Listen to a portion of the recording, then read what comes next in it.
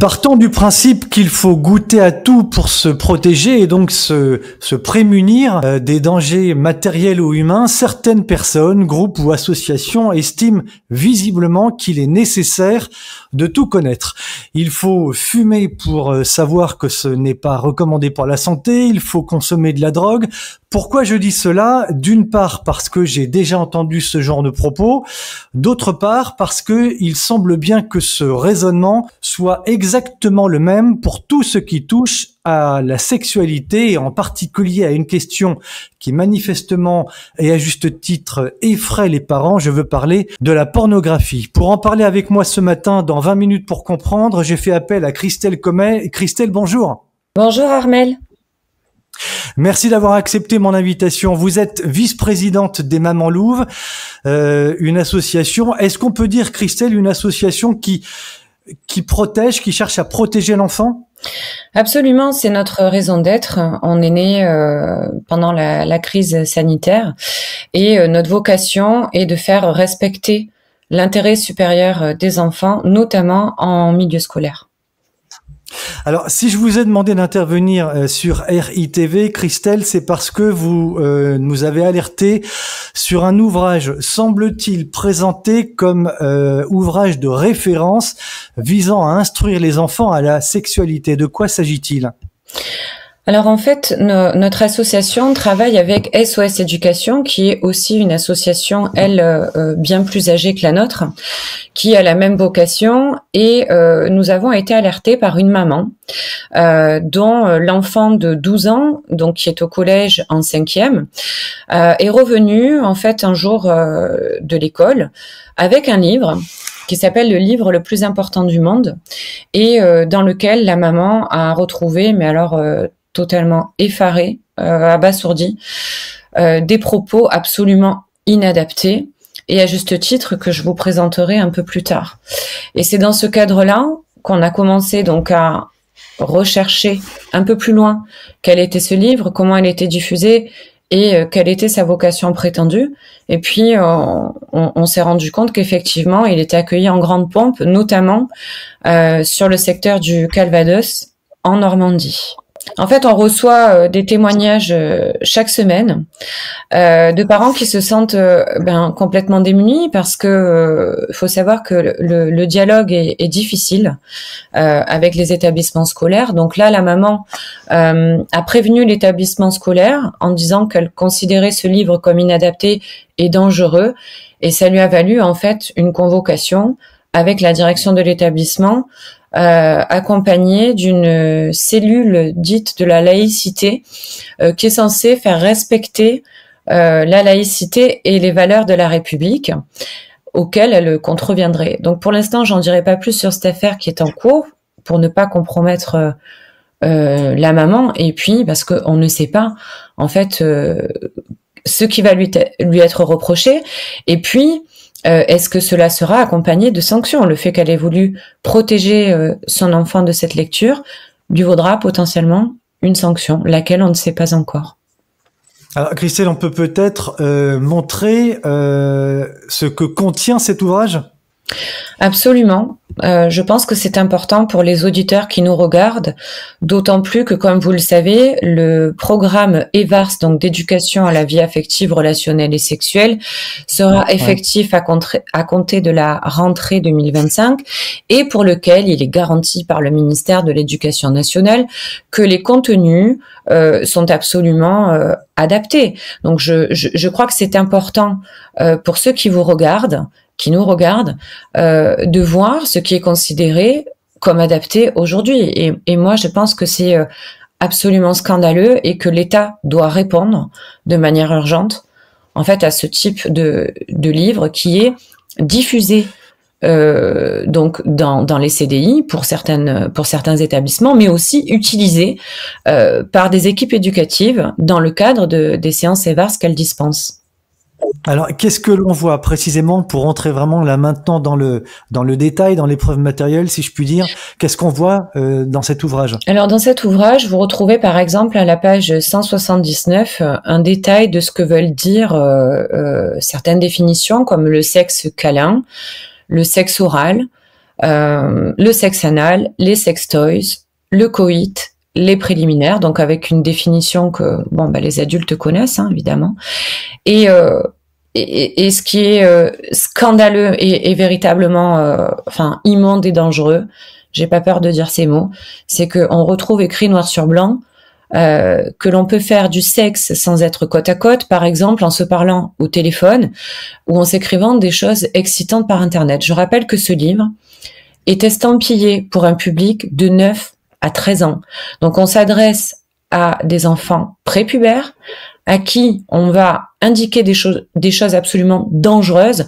Et voyez, en fait, moi, ce que je n'arrive pas à comprendre, c'est que parallèlement à ça, vous avez des campagnes faites par la gendarmerie, notamment, qui alertent sur les dangers, en fait, d'Internet, avec la prédation sexuelle qui s'opère chaque jour. Récemment, on avait Véronique Béchu, qui est commandante de police et membre de la commission indépendante sur l'inceste et les violences sexuelles faites aux enfants, donc la Civise, qui annonçait le 7 avril dernier dans l'AFP que les experts estiment qu'à un instant T, il y a 2,6 millions de pédocriminels en ligne dans le monde.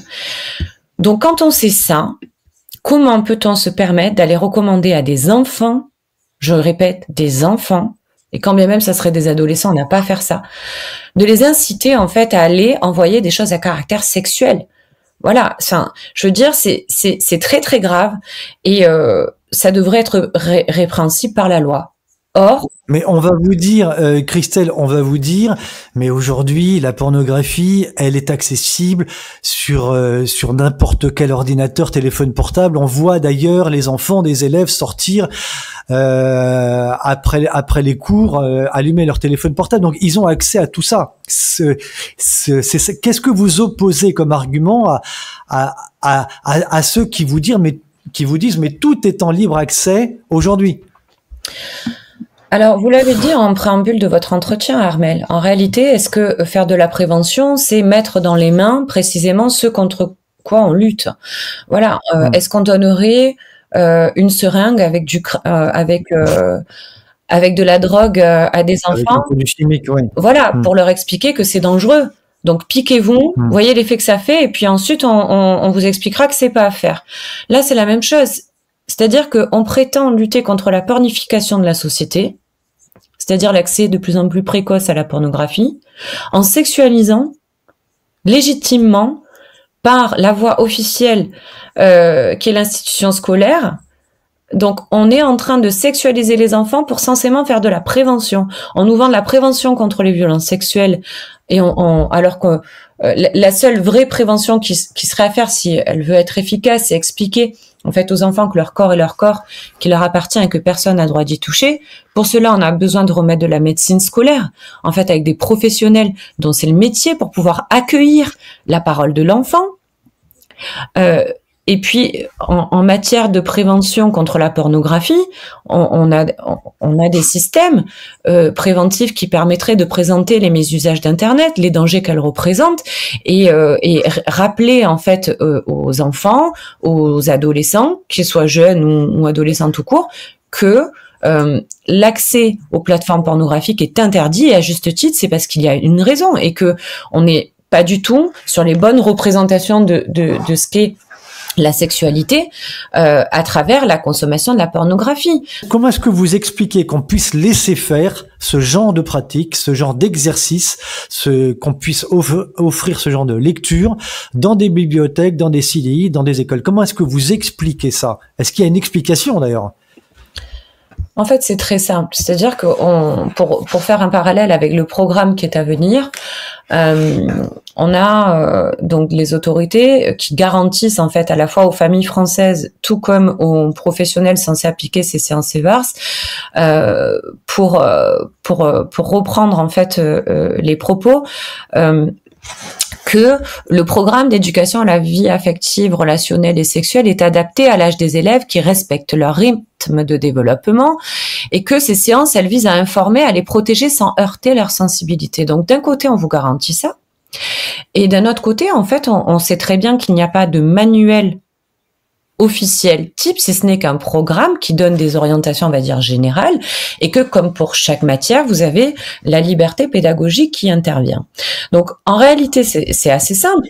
C'est-à-dire que l'intervenant, qu'il soit, je le rappelle, aussi bien un enseignant, un professeur, un membre de la médecine scolaire, comme les infirmières ou les psychologues, ou encore les associations extérieures, chacun va pouvoir utiliser des supports qu'il considère comme adaptés. Mais considère comme adaptés au nom de quoi?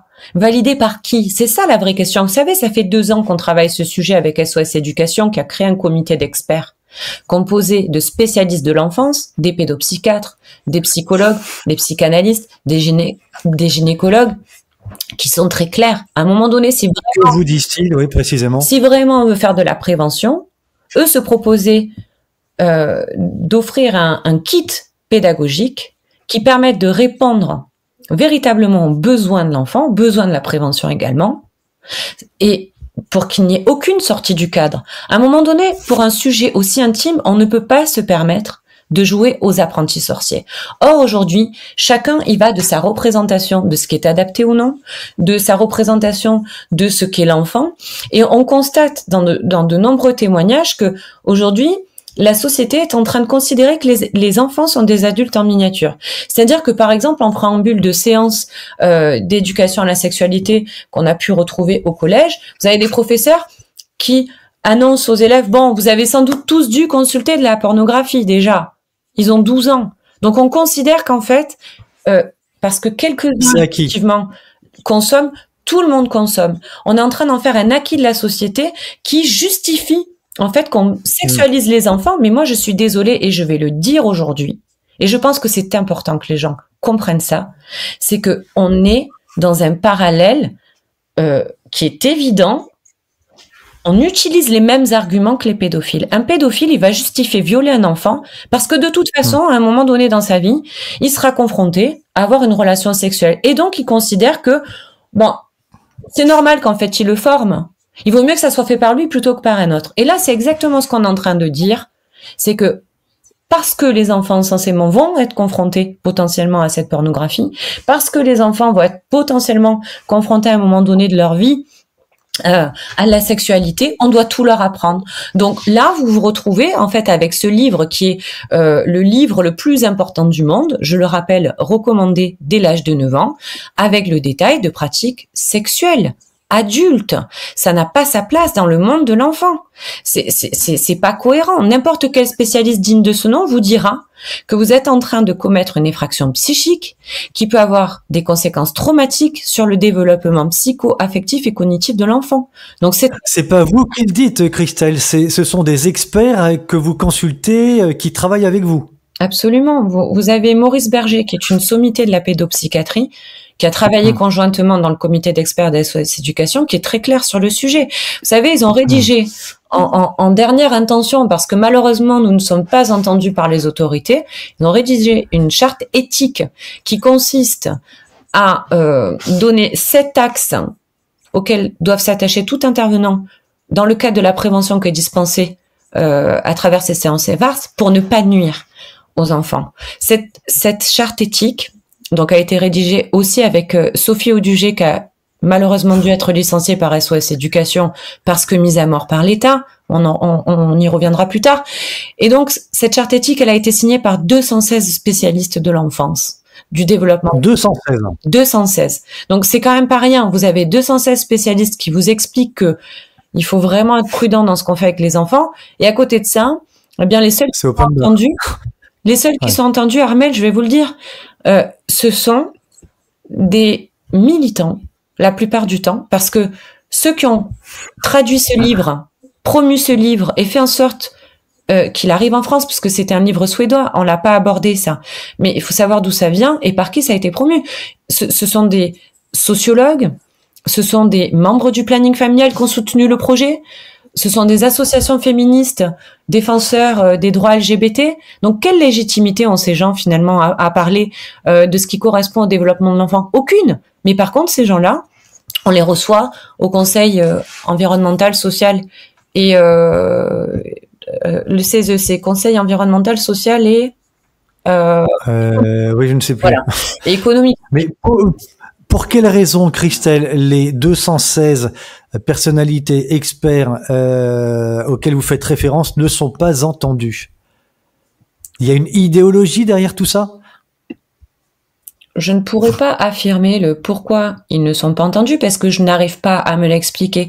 Ça fait 2 ans, vous savez, que je vais de sidération en sidération. C'est-à-dire que quand on a commencé ce combat, je me suis dit que par la voix des spécialistes de l'enfance, on allait enfin arriver à être dans un débat constructif qui est uniquement focalisé sur l'intérêt de l'enfant. Or, je me suis aperçue qu'en fait, les seuls qui étaient entendus, c'était des militants. Voilà, des militants, que ce soit des organisations féministes, que ce soit des organisations plutôt marquées politiquement à gauche. Et en fait, le débat a été complètement polarisé.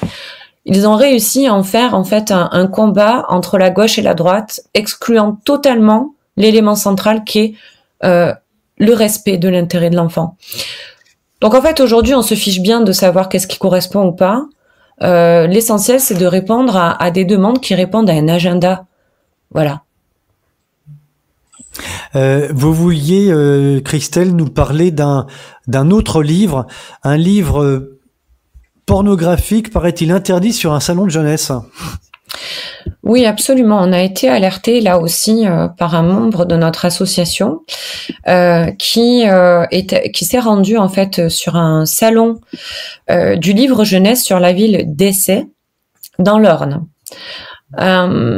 Et en fait, ce membre de notre association a été stupéfait de retrouver son auteur, Manu Kos, donc auteur du livre Bien trop petit, parce que ce livre a été interdit en juillet 2023 par arrêté ministériel. Pourquoi ? Parce qu'il contient une description complaisante de nombreuses scènes de sexe très explicites et donc l'arrêté considère que dès lors, ce récit constitue un contenu à caractère pornographique, présentant de fait un danger pour les mineurs qui pourraient l'acquérir ou le consulter. Donc en fait, on va montrer le livre, Christelle. Oui, absolument. Donc ce livre, bien trop petit, eh bien, en tout état de conscience, a été accepté sur ce salon. Et ce que j'ai pu découvrir ensuite, c'est que ça a été traité, je crois que c'est dans un article de Ouest France et un journal local aussi de la ville. Et en fait, le journaliste a visiblement, d'après ce que je comprends, interrogé la responsable de ce salon, qui est une responsable de la librairie L'Oiseau de Lire, qui a organisé le salon, et qui a répondu à ce monsieur que d'après elle, il lui semble, je cite, il me semble plus pertinent pour les ados, donc en parlant du livre, que les dark romances qui circulent dans les cours du collège. Donc en fait, aujourd'hui, vous voyez, chacun il va de son interprétation de ce qui est adapté ou non, jusqu'à même outrepasser la loi. Enfin, je veux dire, là, ce livre est interdit. Donc, logiquement, c'est passible d'être répréhensible, tout simplement. Donc, je reprends ce que vous venez de dire parce que ça me paraît quand même d'une gravité tout à fait insupportable. Un livre pornographique est présent sur un salon du livre en Normandie alors même qu'il est interdit par la loi. Il y a eu un arrêté de prix contre la distribution et la diffusion de ce livre. C'est quand même incroyable. Absolument. L'arrêté date du 17 juillet 2023. Et il a été pris à l'époque par Gérald Darmanin. Vous voyez, donc en fait, cette responsable de librairie, elle a décidé qu'elle outrepasserait la loi parce que elle considère qu'il est adapté et qu'il n'est pas plus inadapté que des livres de dark romance. Vous voyez, donc en fait, on est en plein dans l'idéologie et l'idéologie, elle conduit même ces idéologues à outrepasser le cadre de la loi. Et vous savez, je vais vous dire une chose, ce qui est assez drôle, c'est que j'ai aussi découvert que la communauté de communes des Sources de l'Orne, elle a voté récemment un nouveau budget qu'elle allouera pour le futur salon du livre jeunesse pour l'année 2026. Alors même que Sur ce salon, on a autorisé des choses interdites. Donc, c'est complètement lunaire, vous voyez. RITV a été le premier média en France, tout média confondu d'ailleurs, à parler de ce qui se pratiquait déjà dans les établissements scolaires, puisque le 14 avril 2017, nous diffusions une première en France, une enquête qui s'appelait Sexe et pornographie dans les livres scolaires, scandale dans les écoles catholiques et publiques. Je vais remettre d'ailleurs le lien dans la description de cette enquête pour ceux qui ne l'auraient pas encore vue, pour qu'ils se fassent par eux-mêmes une idée. Je dois aussi rappeler que après cette première enquête et avec des témoignages accablants de professeurs d'école, d'experts, de psychiatres, de sociologues, de directeurs d'école, de mamans, j'en avais réalisé une deuxième, Christelle, dans laquelle vous étiez d'ailleurs longuement intervenue. Donc il y a déjà 8 ans, on apportait les preuves matérielles en s'appuyant sur des livres de ce qui se passait déjà. Un livre clairement pornographique dans lequel on trouve des scènes de viol. Question: qu'est-ce qu'un livre tel que celui-là vient faire dans une classe de seconde ?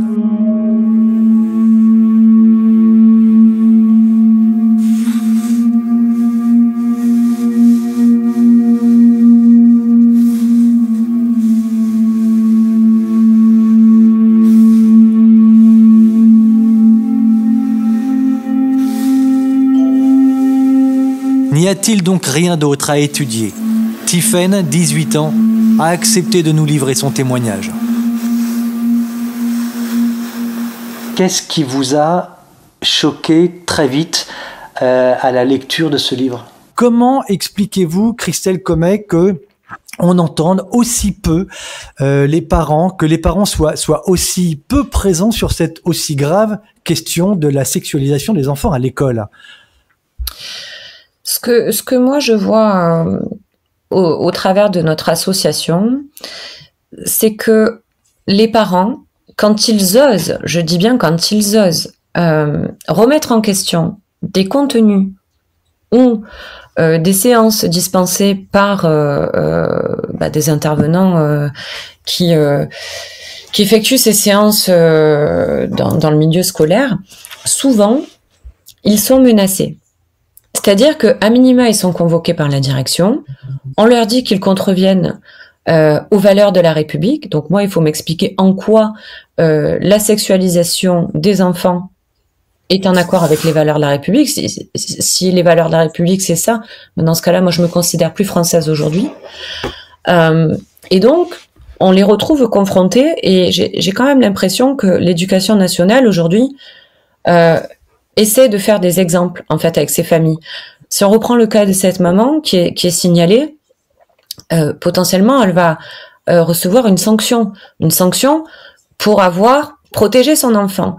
On a même vu des parents qui étaient outrés, et à juste titre, parce que leurs enfants, à l'école primaire, en CM1, CM2, revenaient traumatisés parce qu'on leur avait parlé de sexe cru avec le détail de on peut faire le sexe de telle façon, on peut gober un pénis, enfin je veux dire, quel parent n'est pas légitime à les remettre en question?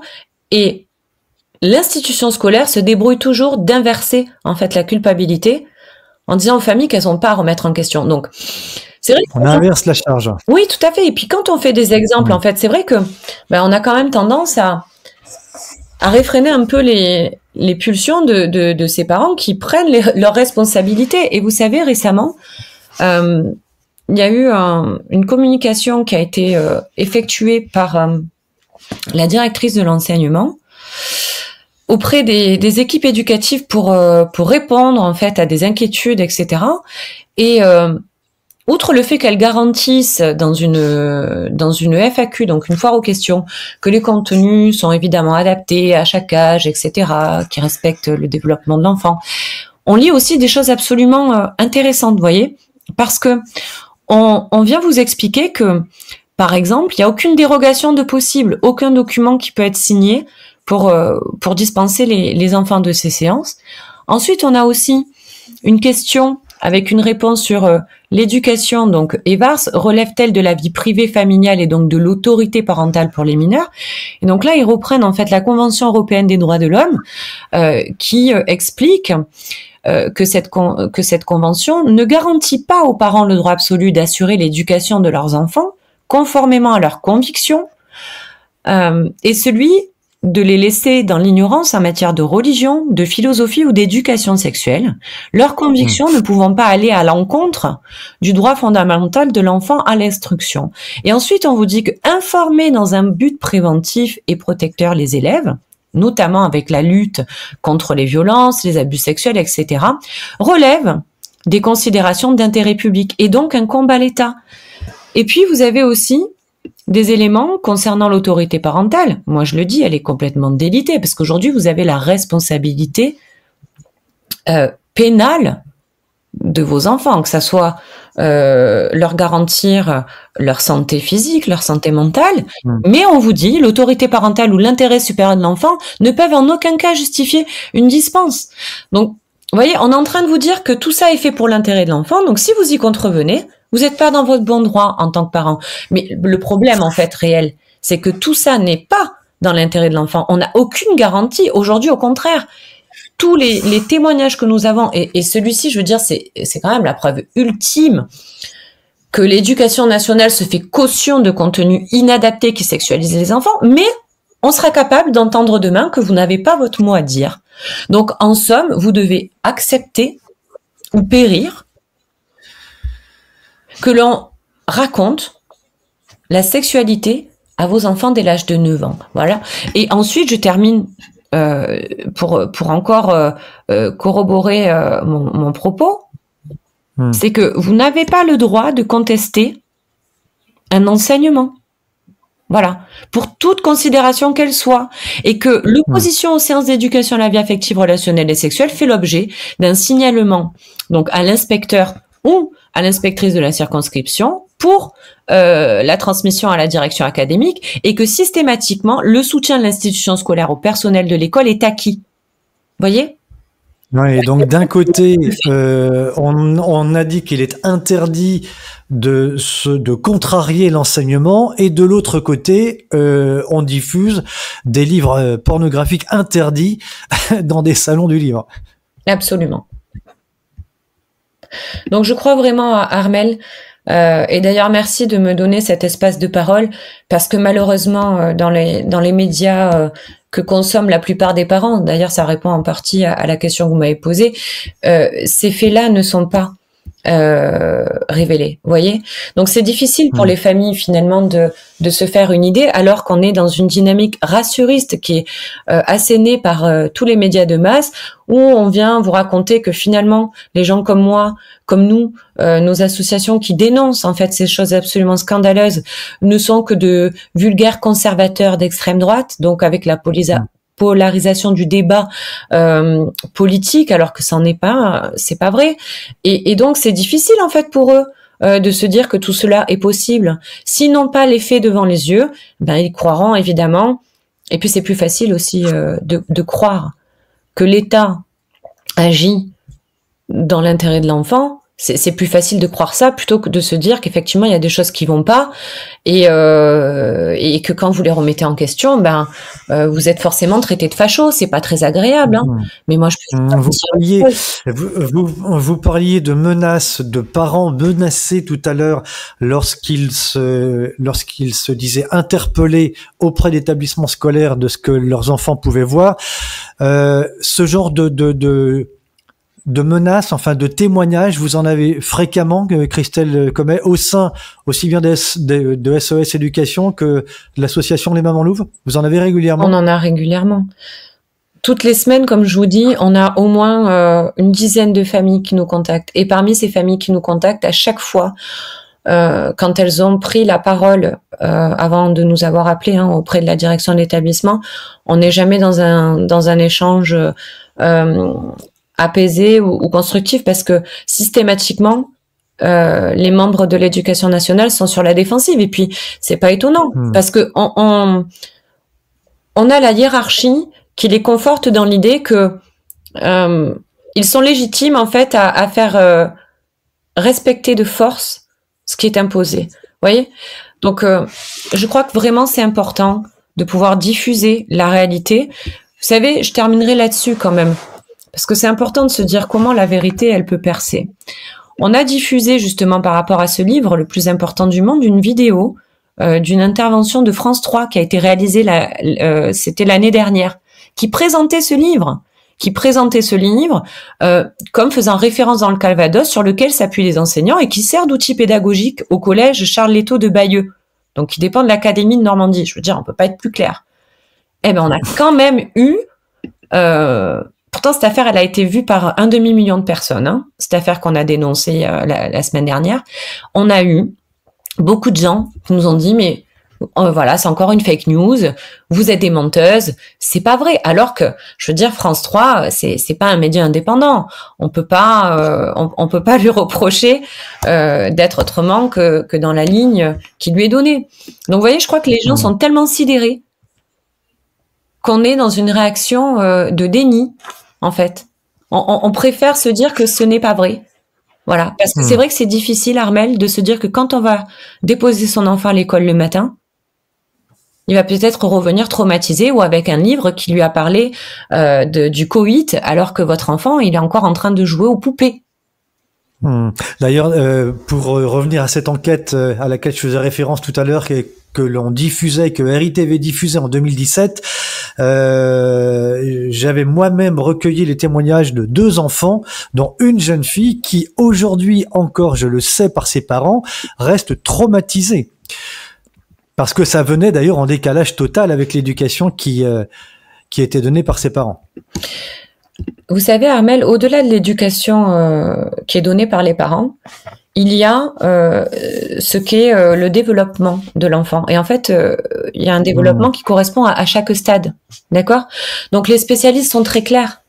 Quand vous devancez, en fait, le questionnement des enfants, de fait, vous réalisez un choc traumatique. Un choc traumatique, c'est très simple. C'est un cambriolage, en fait, du cerveau. C'est-à-dire que l'enfant n'est pas prêt à recevoir cette information et vous l'imposez. Donc, en fait, c'est du viol de conscience, c'est du viol de psychisme au nom de la lutte contre les violences sexuelles. On est dans un paradigme qui est monstrueux. Donc, je ne suis pas étonnée qu'il y ait aujourd'hui des jeunes qui soient traumatisés durablement. Ça a été parfaitement décrit, c'est par la science, hein, voilà. Et je ne suis pas étonnée non plus de voir que dans de plus en plus d'écoles, dès les petites classes, il y ait des violences sexuelles entre enfants. Quand on leur farcit le crâne à longueur de journée, on leur farcit le crâne avec des éléments à caractère sexuel. Un enfant, pour pouvoir intégrer ce qu'on lui dit, il a besoin d'éprouver. Donc, quand on lui dit qu'il peut se masturber en lui donnant le guide de la masturbation, comme c'est le cas de ce livre, hein, d'accord ? On va lui expliquer exactement comment positionner ses doigts, etc. Mais on s'attend à quoi, en fait? Évidemment qu'ils vont aller expérimenter. Parce que c'est comme ça que le petit homme se construit. C'est par l'expérimentation. Un enfant, quand on lui dit « Attention, ne monte pas sur cette chaise, tu vas tomber », mais tant qu'il ne sera pas monté sur la chaise et qu'il ne sera pas fait mal, eh bien, il vous écoutera pas. Voilà, donc je pense qu'on peut finir là-dessus. Je crois qu'on est en train, clairement, de pervertir toute une jeunesse au prétexte qu'on veuille répondre à des standards qui ont été d'ailleurs édités en 2013, qui consistent à aborder la sexualité sous l'angle du plaisir. Et pour cela, eh bien, vous avez la possibilité de passer votre permis à 18 ans, mais à la moitié de votre âge, vous connaîtrez déjà tout le détail des pratiques sexuelles. Vous voyez ? C'est ça la France aujourd'hui. Merci beaucoup Christelle d'être intervenue sur RITV. Naturellement, vous intervenez quand vous le souhaitez. On vous retrouvera forcément, j'allais dire malheureusement, dans les semaines et mois qui viennent. Merci beaucoup pour votre intervention, Christelle. Merci infiniment à vous, Armelle. À bientôt.